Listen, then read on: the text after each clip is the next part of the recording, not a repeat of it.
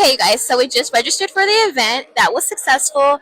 And now we have all these different vendors that we have here. And they're going to tell us more about trading, their markets, and all they have to offer. And so if there's anything valuable, I'll let you know.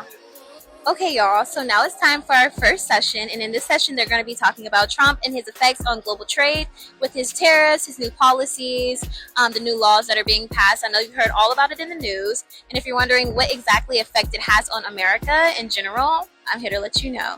So stay tuned. Okay, guys, so I just finished a session where they talked about Trump and his impact on global markets. And I have to say that I have a whole new understanding and I have appreciation for what Trump is doing in our markets. He might seem crazy and a little just like out of whack, but I would like to tell you guys that he is trying to do the best for our country, and I will update you that at a later time. Hi you guys, and welcome back to Deja's Crypto World. And today I'm with Avgad, and he's with a company in New York called TradeView. And we're going to do a little mini interview asking him about the US dollar and how it thinks it'll affect trade going forward. Okay, so right now, do you think that the US dollar is still a strong dollar? Hello, first of all, and welcome to Dubai. So it's so nice to see somebody from the US here in Dubai. Dubai is primarily now the global hub of the economy. And I hope that we in the US once again will get all those people back when we deregulate a bit and bring more business.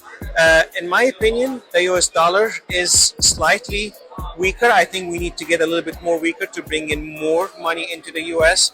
We hopefully the Fed will start to cut interest rates soon. This way we can try to stimulate the economy more, bring more business to the US.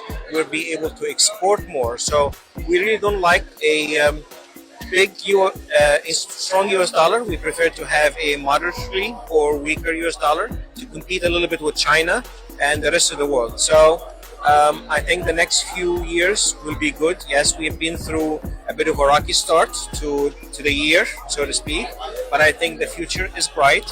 Things will settle down, stock market is going to go up, interest rates going to come down, and the US is the place to invest in the next few years. Okay, great. I agree with that. And recently we've been hearing Trump say to invest inside of the stock market. Why do you think he's telling people to do that? Well, the stock market was at a discount of 20% the last few weeks. So if you didn't have the opportunity to invest, I think you still have time. I think we're just starting to go back to the level where we were around January. So there is a chance for 10 to 15% of a return in the stock market every single year. This is what we have seen and on aggregate when you look at the last 10 years or so. So there is a good opportunity. Interest rates will come down, so the money in the bank are not going to bring you as much as it used to. So now you have a better opportunity to invest, which is the stock market. And in my opinion, everybody should have an index fund. You know, maybe not a single stock, so you're not subject to the daily gyration of stocks and earnings. But if you buy an index, the Nasdaq, the S&P, and just don't worry about it. This is your 10 to 15% of return. Safe return every single year. So if you don't want to worry about daily Apple went up or Google went down or tariffs or the stuff, just buy the index. You're diversified, you are in a good safe fund, and the history says that it usually brings 10 to 20% on average when you look at 5 to 10 year span.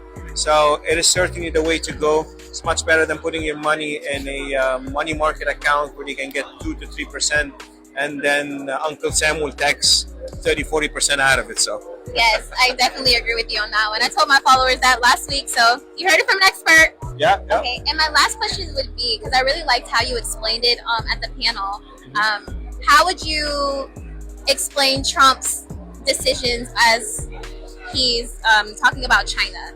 Like the tariffs and things that he's putting on China. A lot of people think, oh, he's crazy, it doesn't make any sense. Could you try to make a little bit of sense of what he's doing so people can better understand? So we need to understand that the global manufacturing economy is now totally dependent on China. Everything is made in China.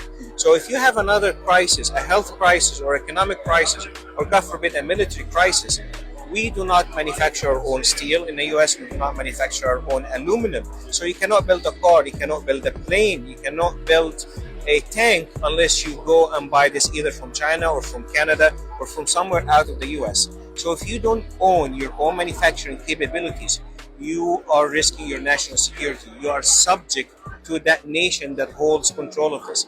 And this is not just a US based problem, it's a global problem. China is, I'm not trying to, to bash them or anything. They're doing the best for their country. But we all have to look at the health of the global economy. We all have to diversify manufacturing location. So we're not subject to, God forbid, a disaster happens over there. It kills everything. We can't do this. The US has to manufacture some. The Middle East has to manufacture some. Europe has to do something. So God forbid something happened. You have a safety net, so to speak, to fall on. You have your own supplies. Yes, there might be some shortages, but on the long run, the shortages will not be critical. You still can function. And this is what Trump is trying to do. He's not trying to hurt China, but he's trying to balance the trade. I hope that the world will take a cue from this and basically follow suit and try to diversify.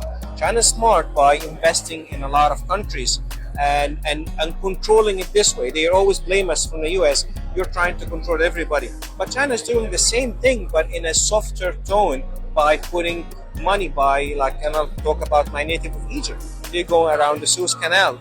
They are buying all the manufacturing facilities. So it's basically Chinese, but done over there.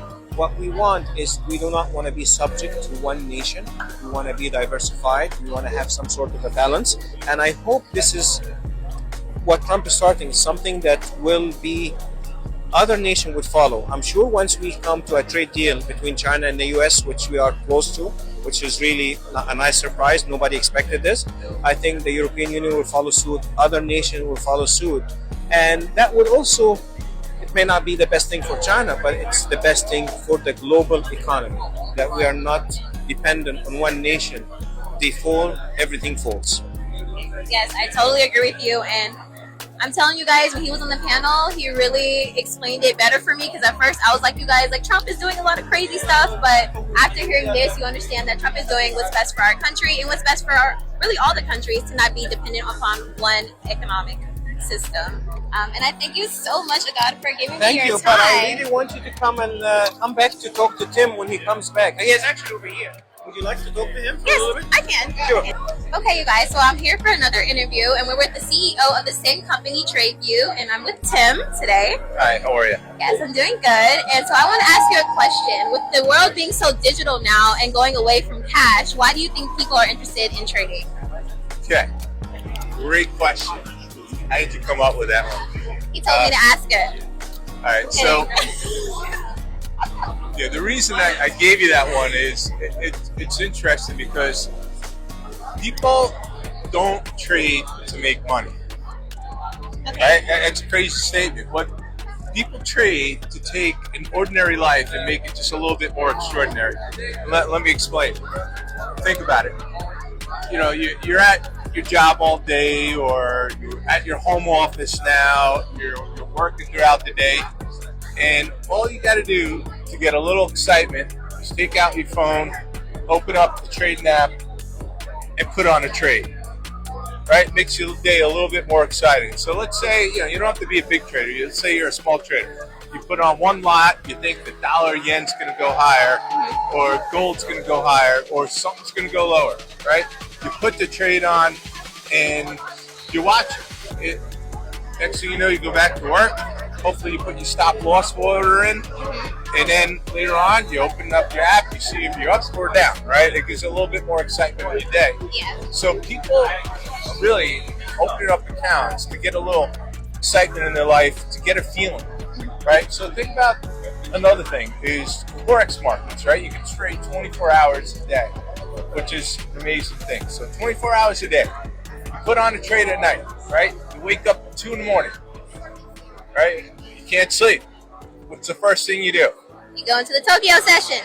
You open up your app on the phone to see where your position is. Right? Trust me, I do it all night. Right? I don't sleep the whole night through. I'm waking up. The first thing I'm doing is grabbing my phone, opening an app. I want to see where the markets are.